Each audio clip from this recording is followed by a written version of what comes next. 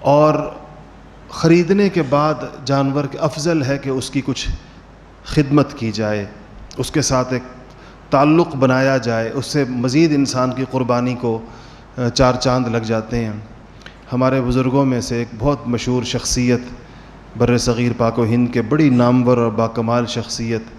حضرت شیخ الہند مولانا محمود حسن صاحب رحمۃ اللہ علیہ کی تھی۔ تو حضرت شیخ الہند رحمۃ اللہ علیہ کے بارے میں آتا ہے، نام تو ان کا محمود حسن تھا، لیکن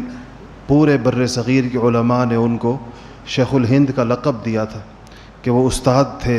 تمام بڑے محدثین مفسرین کے بر صغیر میں۔ تو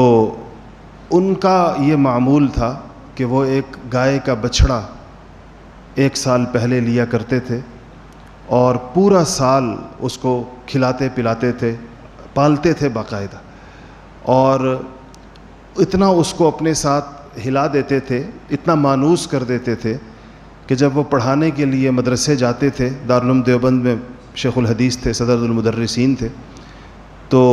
وہ جو بچھڑا تھا وہ ان کے پیچھے پیچھے چلتا ہوا ان کے ساتھ گھر سے نکل کر مدرسے تک آتا تھا اور دروازے کے اوپر بیٹھ جاتا تھا، اور جب وہ سبق پڑھا کر واپس جاتے تھے تو ان کے ساتھ ساتھ واپس جایا کرتا تھا۔ اتنا ان سے مانوس ہو جاتا تھا، اس قدر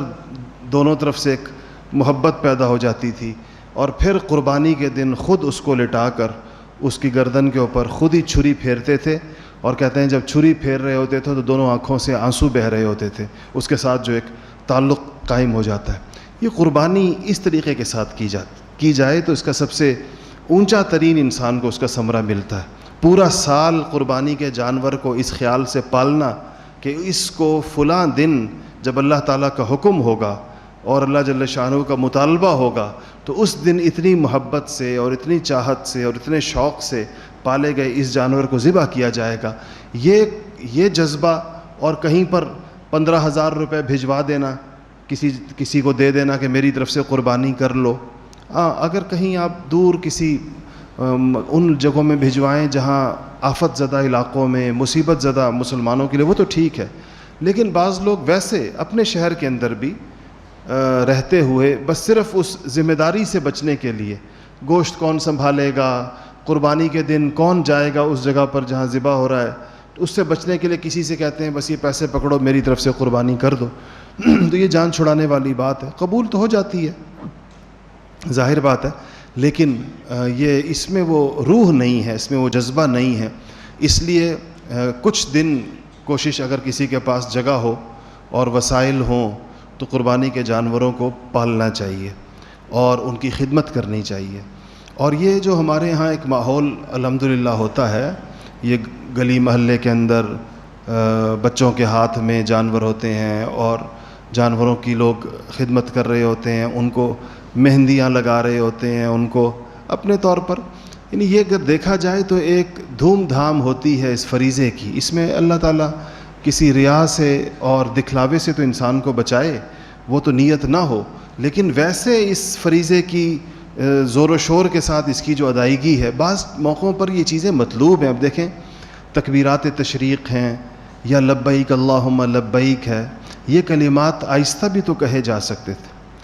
اور دل ہی دل میں بھی تو کہے جا سکتے تھے، لیکن اللہ تعالیٰ کو یہ کہ اونچی آواز میں، اور حاجی جب حج کے لیے جائیں تو اونچی آواز میں کہیں لبیک اللہم لبیک، اور ایک فضا بنتی ہے، جب اس سے ایک ماحول بنتا ہے اس کے نتیجے میں۔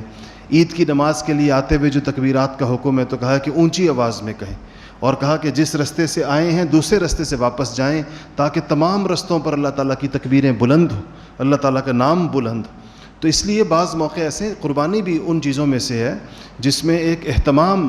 اور جس کے اندر ایک جوش و خروش، جس میں ایک ماحول، جس کے اندر ایک اہمیت اس کی نظر آنی چاہیے معاشرے میں، نہ یہ کہ بس